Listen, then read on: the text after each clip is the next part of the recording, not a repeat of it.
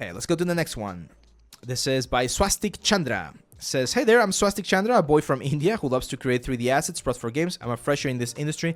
I'm still a student starting to learn character design. I'm looking for a fresher job opportunity. Okay, let's take a look. And I've seen this dagger before, I think, or a similar one. Your textures are not working, my friend. Unfortunately, the textures right here are not a good indication of the materials. Everything looks very flat. Your high poly looks okay. I really like the blade section right here. I really like the details that you added here. I don't love this cloth that you added here. It looks a little bit lumpy as well. Remember, guys, that for cloth, I'm going to use this one as an example as well. Oh. One of the things about cloth is that we need to simplify, okay? So not every part of the element needs to have detail. We can simplify and then just have a couple of wrinkles here and there, okay? So it's important that you understand that not every single part of the element needs to have wrinkles. It's a very common mistake, and we do this mistake as well with characters, where people add wrinkles and details everywhere, when in reality, you can keep it simple. Keep it simple. Just add some of the stuff in some of the elements, not everywhere, and you're gonna have something that we refer to as rest areas, okay? A rest area is an area where nothing is really happening. There's not a lot of information being read by the character, by the audience, and it's easier for us to read it that way. It's easier to understand what's going on. So be very careful about that, okay, my friend? Don't do it too intense. And then once we get there, here what I see is that the colors are too saturated. I'm not sure if there's a concept art here. I don't see it, but the colors are way too saturated. This wood is way too orange. This is way too green.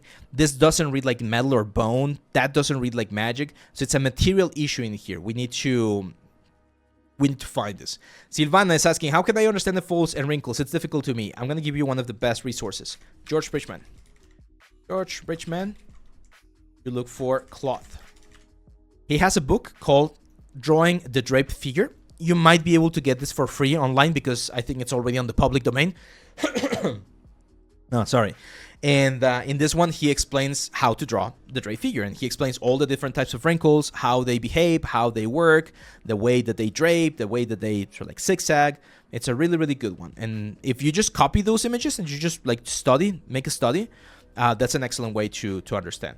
I'm going to show you guys. Here's a little bit of my secrets. It's not a secret, right? But one of my little techniques that I do for when I want to learn something. So let's say I want to study and learn about this one. The first thing I do is I grab the piece of concept that I want to learn about, and I use, remember the video that we did a couple of months ago, the 5 layers of information? So I use that technique to understand what's going on here. So I understand the silhouette, right?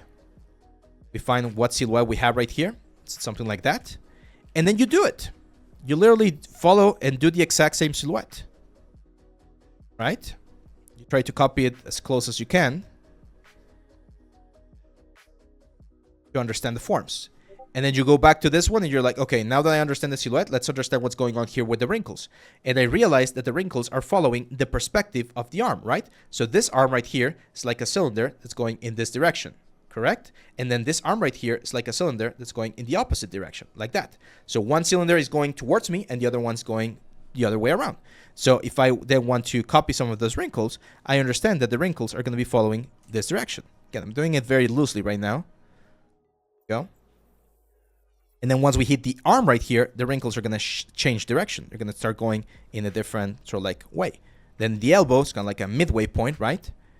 And we study this information. Then we have, for instance, a pinch right there. That's a very interesting pinch that's coming from the shoulder. So we start learning and utilizing what we have here in this image to understand that wrinkles will have a flow. They're going to be going in a specific direction.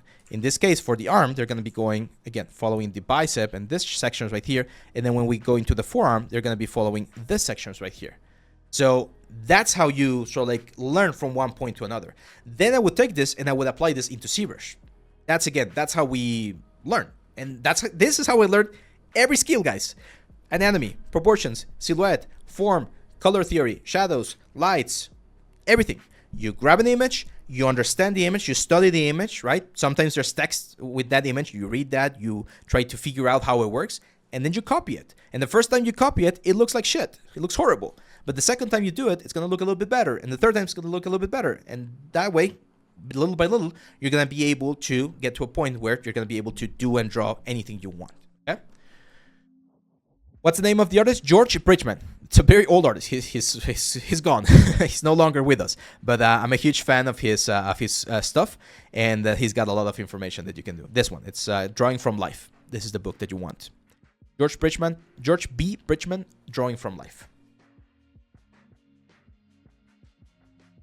Hey, for a junior artist, what do you think is better? Use Marvelous to simulate rose wrinkles or try to do it in ZBrush? Marvelous is just so good, man. Like, I have the Marvelous course, and I was able to do this whole, like, Plague Doctor character in, like, how long is it? Like 7 hours. There you go. That's 7 hours, and in 7 hours, we already have the full character ready. And then you can break it into ZBrush and add more details. So if you can afford to pay for a month of Marvelous and learn it, it's really, really, really freaking good. Okay, so going back here to your stuff, Chandra, the only thing that I'm a little bit worried about is this one. And we've talked about this one before. Yeah, so I need to see the models that you did, okay? I understand what you did right here and all of your construction, and I know that grass and foliage was done from SpeedTree. That's fine, but I need to see how you approach the different elements. Otherwise, it's very difficult to really see your skill level, okay? Careful with the metal edgeware. Metal edgeware! We need to get rid of that. Not everywhere. Okay, remember, metal edgeware should not be everywhere. And careful with the renders. They're a little bit too dark on this one. Let's go now. We have a question here from Small Pumpkin. Hi, Ave. I have a question about the textures. Should we focus on optimizing textures or not for our portfolios? Yes. Yes, of course. Of course. I mean, that's a great question. If I see an asset that has UDIMs, right? Like a bunch of UDIMs, and it's like 4K textures everywhere. And then I see another asset in the same portfolio where the artist was able to do everything with just one 2K texture or one 4K texture, then it's fine. I know that if I ask him to optimize, he's going to be able to optimize. But yeah, your UVs should be clean and your texture should be optimized if possible. Do you think having a website to showcase the work I've done for clients is a good way to attract new ones, or is it better to just use ArtStation? If you have big clients and big projects, then yes, having a website could be a really good option. If it's only like small projects or things that you've done, like small, I don't know, product renders or things like that, then ArtStation is more than enough.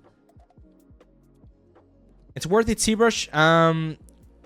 Well, unfortunately, you cannot buy ZBrush nowadays. You cannot buy a perpetual license, so it's only subscription-based, and it's a little bit expensive. It's like $45 per month, I think, or $50 per month. So it is pricey. You can technically do, I would say, 90% of the things that you can do in ZBrush inside of Blender. But ZBrush is a standard for a reason. It's really, really, really fucking good. So if you're going to be using ZBrush, you definitely need to understand that, well, you're going to be paying for it. Usually when you work for a studio, they're going to give you the licenses or allow you access to the licenses. But yeah, I would say it's worth it.